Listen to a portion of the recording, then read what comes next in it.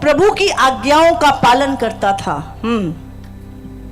इसीलिए यहोवा उसके संग रहा, इसलिए परमेश्वर उसके संग रहा। और जहां कहीं वह जाता था वहां उसका काम सफल होता था। और जहां कहीं वो जाता था उसका काम सफल होता था। क्यों सफल होता था? क्योंकि वो परमेश्वर से लिपटा रहता था, परमेश्वर की आज्ञाओं पे चलता था, परमेश्वर का भय मानता था, और वो जहां कहीं जाता था उसका काम सफल होता था, परमेश्वर से लिपटे रहने के कारण। आज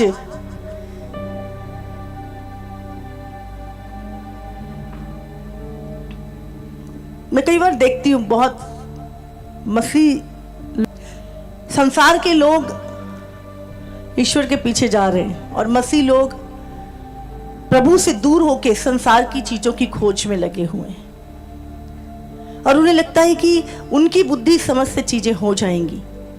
आपको याद रखना है, जब आप प्रभु की खोज में रहते हैं तो आपके काम सफल होते हैं। आज आपका ध्यान कहां पर है?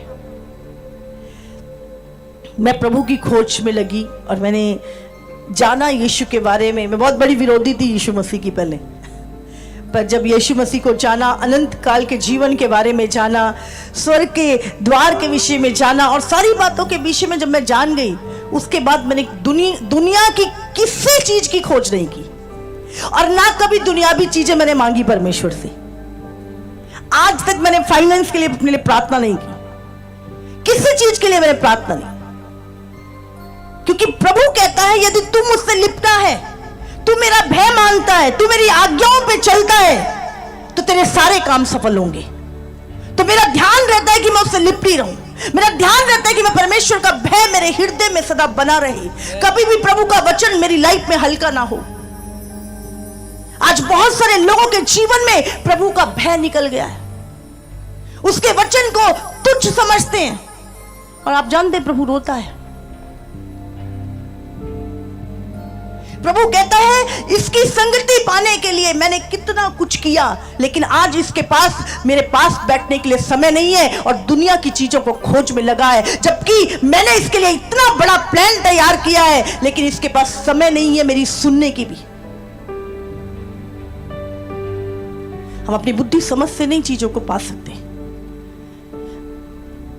जब इजरायली लोग फिरौन के पास थे, सबके पास राजा की नौकरियां थी, अच्छे घर थे, चीजें थी, तब भी वो करहा रहे थे, तब भी वो अपने परमेश्वर के लिए करहा रहे थे।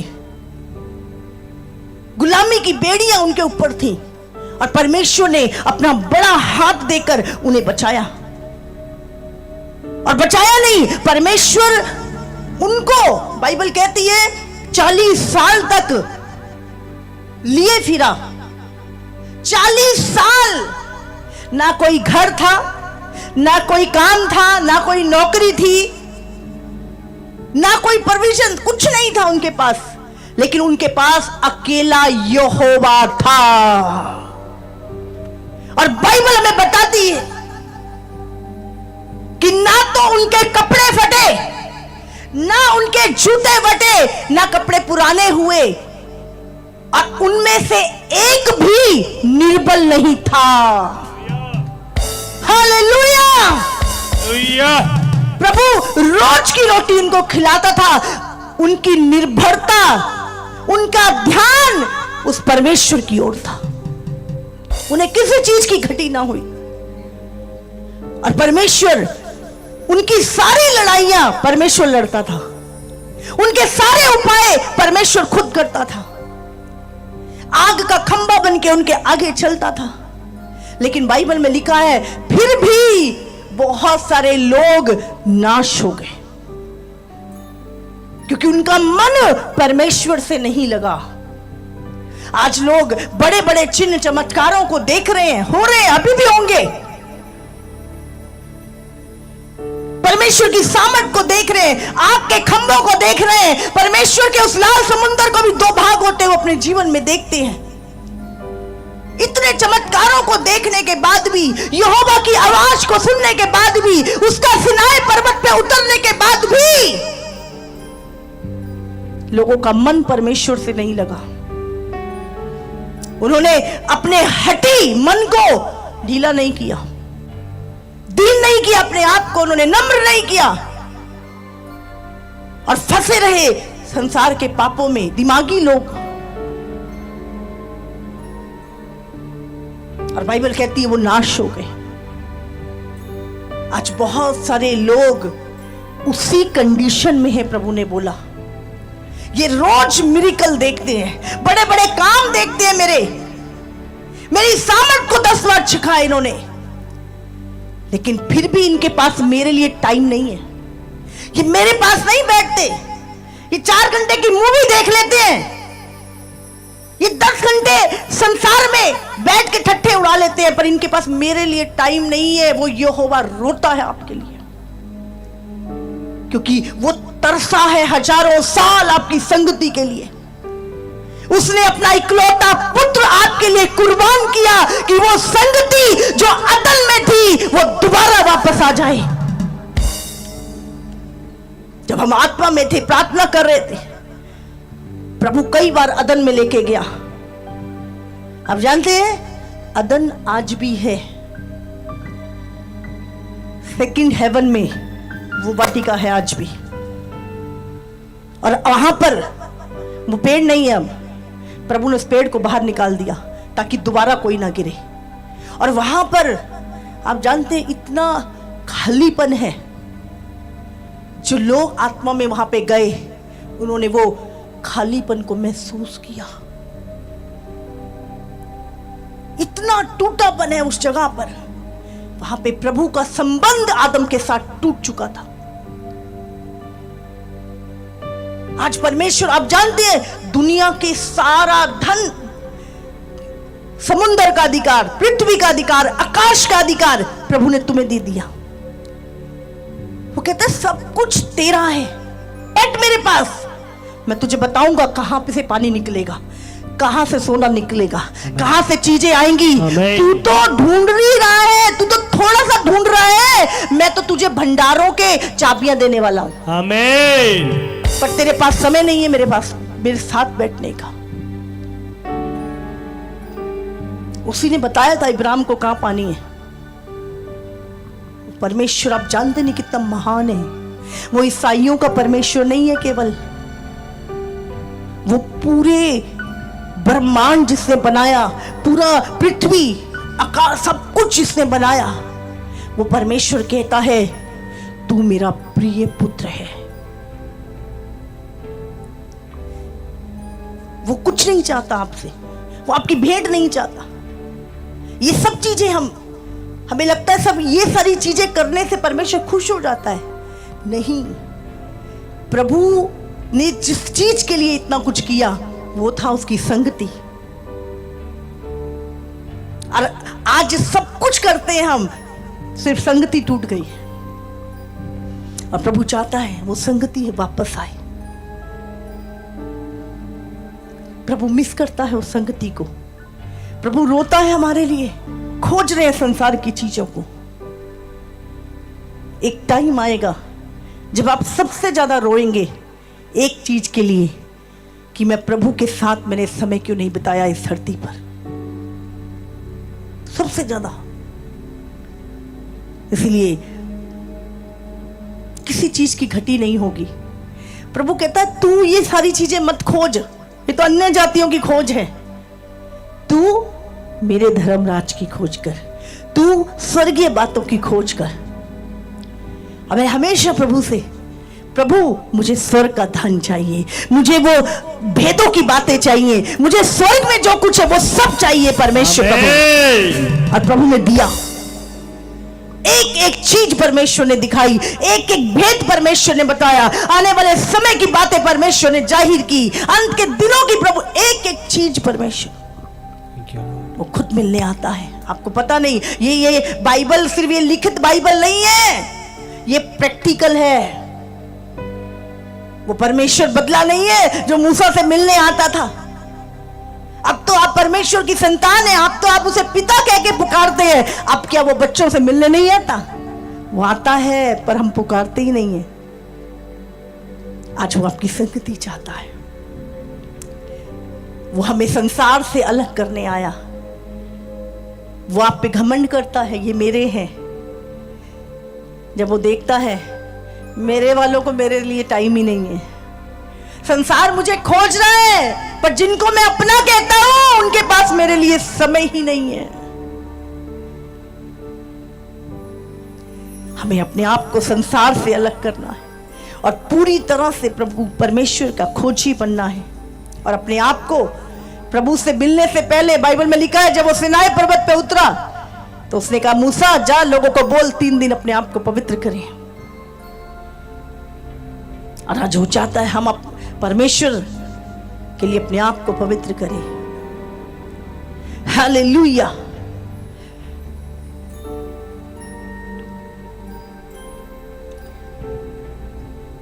कुछ नहीं किया। अगर आप बाइबल पढ़ेंगे, किसी ने कुछ नहीं किया, सिर्फ प्रभु की खोज की, सिर्फ प्रभु से लिपटे रहे। यूसुफ प्रभु से लिपटा रहा, प्रभु ने उसे प्रधानमंत्री बना दिया। दानियल प्रभु से लिपटा रहा, कुछ नहीं किया उन्होंने, बस उन्होंने कॉम्प्रोमाइज नहीं किया अपने संबंध में, अपने और प्रभु के संबंध के विषय में उन्होंने कोई कॉम्प्रोमाइज नहीं किया। और वो प्रभु से लिपटे रहे और प्रभु ने उन्हें उत्तम जीवन, लाखों की आशीष का जीवन दिया। एक इंपैक्टफुल लाइफ आप जीते हो जब आप परमेश्वर से लिपटे रहते हो। Hallelujah, hallelujah. अभी हम गीत गा रहे थे, यीशु आने वाला है, यीशु आने वाला है। क्या तैयारी है हमारी यीशु के आने की? हाँ, क्यों ले जाए तुम्हें यीशु अपने साथ?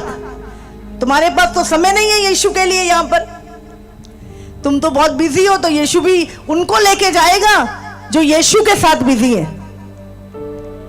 हाँ, आमीन। यीशु के पास भी उन लोगों के लिए समय नहीं है जो अपने कामों में बिजी है, जिनका ध्यान नहीं है परमेश्वर में। यीशु भी उन्हीं को लेके जाएगा जो यीशु के साथ बिजी है, यीशु के कामों में बिजी है, यीशु की सेवा में बिजी है, जो स्वर्ग के किंगडम के लिए इस धरती पर कार्य कर रहे हैं, उस पिता के जल्द आने के लिए अपना योगदान दे रहे हैं। उनको लेके जाएगा प्रभु। हम कहेंगे प्रभु तेरे ये करा, वो करा, ये करा, नहीं जानता तुम्हें। ध्यान करें।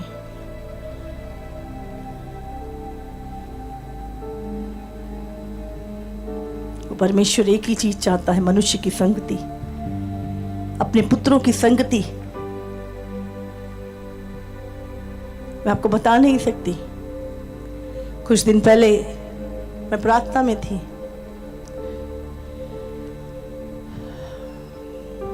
बहुत घंटे प्रार्थना करने के बाद रात के 2 बजे से सुबह 7 बज गए, नहीं सुबह 7 बजे से 1:30 बज गया। प्रार्थना करके सोई। मैंने कहा थोड़ा मैं लेट लेती हूँ, बहुत नींद आ रही थी, मुझे नहीं पता मैं लेती थी। और उसी समय मैं आत्मा में आ गई और प्रभु मुझ में से बोलने लगा। 3 घंटे, शाम के 6:30 बज गए, मुझे कोई होश नहीं था। और प्रभु करहा रहा था, प्रभु रो रहा था, मैंने उस करहाने को सुना। प्रभु रो रहा था, मैंने उस करहाने को सुना, उस दर्द को महसूस किया। प्रभु रो रहा था और प्रभु क्रोध भी कर रहा था।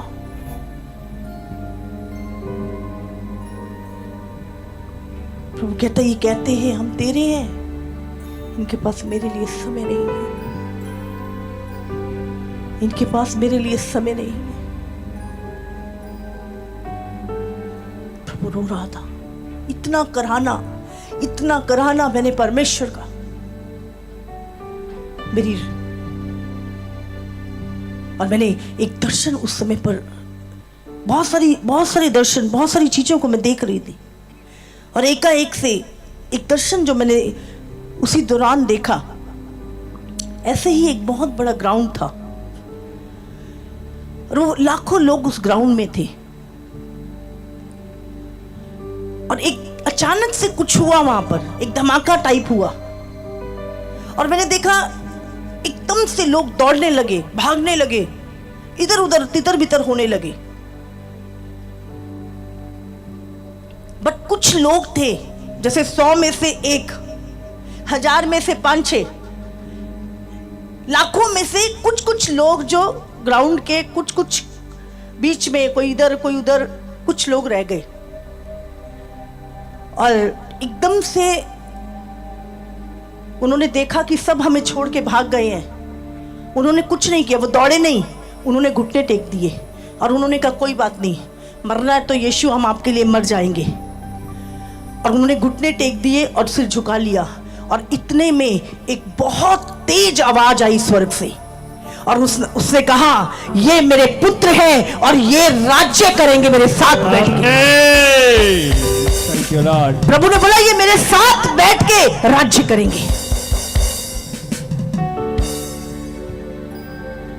उस पूरे दर्शन को मैं देख रही हूं, बहुत सारी चीजें थी और उसके बीच मैंने ये दर्शन देखा। आप जानते हैं अब वो कंफर्ट वाली लाइफ नहीं, अब आपको आत्मिक कंफर्ट में जाना है और बाकी कंफर्ट से बाहर आना है। शरीर को कितना कंफर्ट दे दो, इसको कितना भी खिला लो, पिला लो, सुला लो, इसको नाश होना है। लेकिन एक जीवन, उस जीवन के लिए हम क्या कर रहे हैं जो अनंत काल का, इस जीवन का हमें पता है कि उम्र बढ़ रही है, मृत्यु की ओर जा रहे हैं, तो भी इतनी चिंता है इसकी, इतना मेहनत इसके लिए, पर उस जीवन का क्या जो अनंत काल के लिए प्रभु ने हमें दिया, उसकी कितनी तैयारी है हमारी।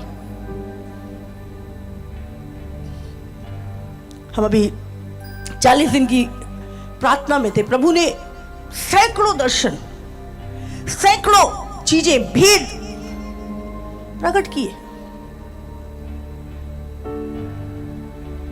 कल ही 70 दिन की फास्टिंग मेरी पूरी हुई और उसके बाद प्रभु मुझे यहां लेकर आया और मैं जानती हूं प्रभु ऐसे ही नहीं लेके आया, प्रभु अपने लोगों को झंझोड़ने के लिए लेके आया है। मैं आ रहा हूं और तुम तैयार हो जाओ।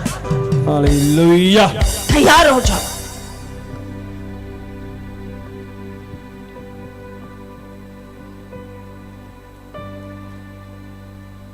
और एक बार उसकी आंखों में देखो कितना प्रेम है उसके अंदर आपके लिए। आज लोग अपनी मुक्ति के लिए क्या क्या नहीं करते, अपने आप को मारते हैं, पीटते हैं, मृत्यु सैया तक ले जाते हैं, अपने शरीर को इतना कष्ट देते हैं कि उनका उद्धार हो जाए, उन्हें मुक्ति मिल जाए। लेकिन अगर हमें उद्धार फ्री में मिल गया तो इसका यह मतलब नहीं कि उसकी कीमत नहीं चुकाई गई है। उसकी कीमत चुकाई यीशु ने हमारे लिए, कोड़े खाए, कीले टुकवाई। वो परमेश्वर का पुत्र, इकलौता पुत्र, आपके 4 हो ना तो भी एक नहीं दे सकते आप। उसका इकलौता पुत्र उसने दे दिया आपके और मेरे लिए, ताकि वो संगति जो टूट चुकी थी वो दोबारा से जुड़ जाए। कोई बड़ी बात नहीं, चिन्ह चमत्कार यीशु के साथ चलते हैं, वो तो ऐसे ही होते। जब इजरायली चल रहे थे यीशु मसीह के साथ, चिन्ह चमत्कार हो ही रहे थे, वो रुके नहीं, वो कनान भी चले गए, चिन्ह चमत्कार होते गए।